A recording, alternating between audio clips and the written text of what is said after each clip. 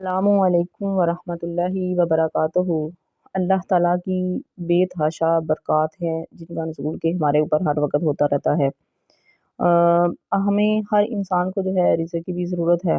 گھر میں امن اور سکون کی بھی ضرورت ہے، زندگی میں بھی سکون کی ضرورت ہے۔ تو آج جو ہے میرا دل چاہتا ہے کہ میں آپ کو کچھ ایسی باتیں بتاؤں جس سے آپ کی زندگیوں کے اندر جو ہے مزید امن اور سکون جو ہے وہ آ جائے۔ میں نے بھی یہ باتیں جو ہیں ایک عرب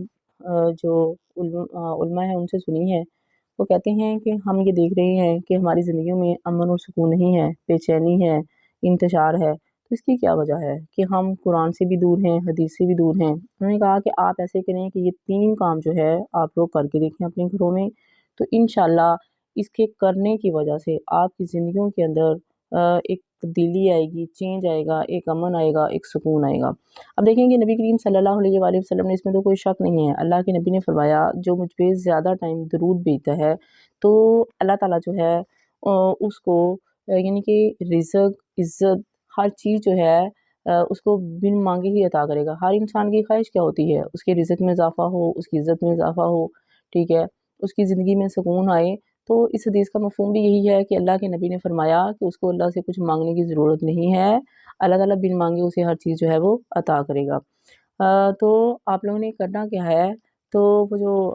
یعنی کہ عالم ہیں، اسکالر ہیں، وہ کہتے ہیں کہ آپ نے ساری فیملی نے بیٹھ کے روزانہ قرآن مجید کا ایک صفحہ جو ہے وہ تلاوت کرنی ہے، اس کی زیادہ نہ کریں، صرف قرآن مجید کا ایک پیج جو ہے اس کی ساری فیملی جو ہے وہ مل کے بیٹھ کے جو ہے وہ تلاوت کریں۔ دوسرے نمبر کے اوپر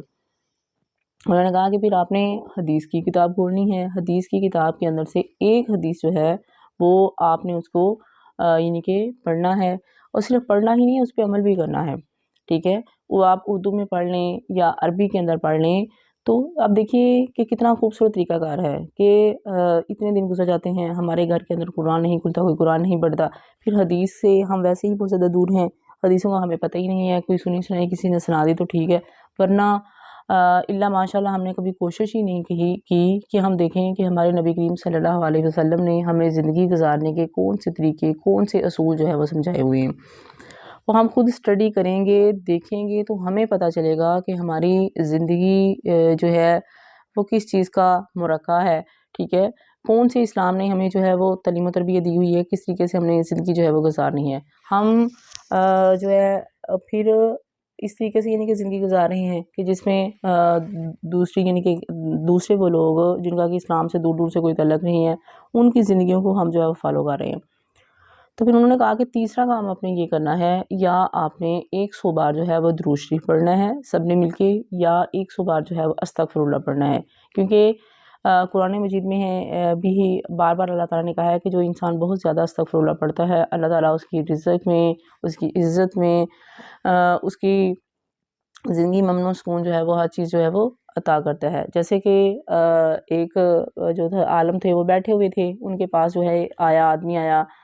اس نے کہا کہ میرے لیے جو ہے وہ دعا کیجئے کہ اللہ تعالیٰ مجھے جو ہے وہ اولاد عطا فرمائے، تو انہوں نے کہا کہ آپ استغفر اللہ پڑھیے۔ ایک بندہ آیا، اس نے کہا کہ میرے پاس جو ہے وہ رزق میں کمی ہے، آپ میرے لیے دعا کیجئے کہ آپ اللہ تعالیٰ میرے رزق میں جو ہے وہ اضافہ فرمائے، تو انہوں نے ان سے بھی کہا کہ استغفر اللہ پڑھ لیجئے۔ ایک پھر بندہ آیا، اس نے کہا کہ ہماری جو فصلیں ہیں یعنی کہ وہ سوکھ رہی ہیں، بارش نہیں ہو رہی، تو انہوں نے کہا کہ آپ استغفر اللہ پڑھ لیجئے۔ تو ایک بندہ پھر آیا، اس نے کہا کہ میں بہت زیادہ بیمار ہوں، اللہ تعالیٰ سے چاہتا ہوں کہ اللہ مجھے شفا دے دے، میرے لیے دعا کیجئے، تو انہوں نے اسے بھی نصیحت کی کہ آپ استغفر اللہ پڑھیے۔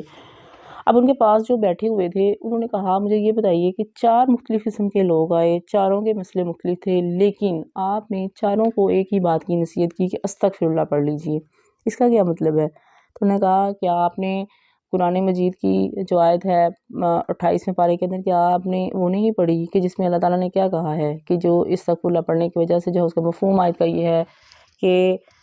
جو انسان استغفر اللہ پڑھتا ہے، اللہ اس کے رزق میں بھی اضافہ فرماتا ہے، اس کو صحت والی زندگی بھی عطا فرماتا ہے، بارشوں کا نزول بھی فرماتا ہے، اس کی زندگی میں اسے اولاد جیسی نعمت سے بھی نوازتا ہے۔ تو یہی جو عربی یعنی کہ اسکالر ہیں، یہ کہتے ہیں کہ ہمارا ذاتی تجربہ ہے کہ جو انسان یہ پڑھے گا تو اس کے گھر کے اندر جو ہے وہ امن و سکون آئے گا۔ اب دیکھیے کہ امن و سکون خود ہی آئے گا جب ہم اللہ کے قرآن کے ساتھ جڑ جائیں گے، اس کی حدیث اور اس کے فرمان کے ساتھ جڑ جائیں گے، تو پھر امن سکون تو خود ہی آئے گا انشاءاللہ۔ اور وہی امن سکون جس میں اللہ تعالیٰ نے ہمارے لیے امن اور سکون رکھا ہے، اسی قرآن کو، ان حدیث کو ہم ایک عرصے تک جو ہے وہ پڑھتے نہیں ہیں، لیکن ہم یہ چاہتے ہیں کہ ہماری زندگیوں کے اندر امن بھی آ جائے، سکون بھی آ جائے۔ تو یہ کس طریقے سے ممکن ہے؟ جب ہم اللہ کی طریقہ کار سے دور ہیں، اپنی زندگیاں جو ہے اسلام کی بجائے غیر مسلموں کی طرز زندگی کے اوپر جو ہے وہ گزار رہے ہیں، تو پھر ہماری زندگیوں میں امن و سکون بھی تو اسی حساب سے آئے گا نا۔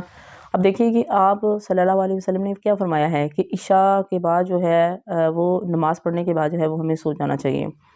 وہ نیند جو ہے